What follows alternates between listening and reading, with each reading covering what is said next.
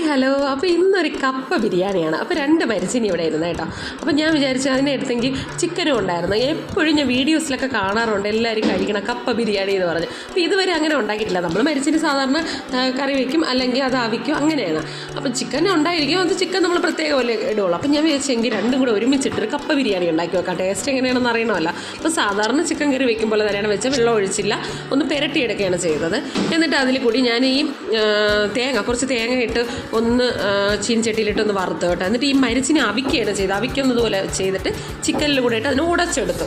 അപ്പം അത് കഴിഞ്ഞ് തേങ്ങ നല്ല ചുമന്ന് വന്നിട്ടുണ്ട്. അപ്പം ചുമന്ന് വരുമ്പോൾ നല്ല ടേസ്റ്റ് ആയിരിക്കും. അപ്പം ഞാൻ അതിനെയും കൂടെ അതിലിട്ടിട്ട് പിന്നെ ഞാൻ എടുത്തതെന്ന് പറയുമ്പോൾ ഒരു സവാളയാണ്. സവാള കുഞ്ഞായിട്ടായിരിഞ്ഞ്. അപ്പോൾ ഇതൊക്കെ ഞാൻ വീഡിയോസിൽ കണ്ടിട്ടുണ്ട്.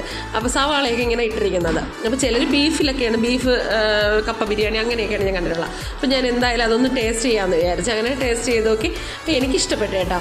അപ്പോൾ മക്കളങ്ങനെ കഴിച്ചില്ല, ഇച്ചിരി എരിവായിരുന്നു.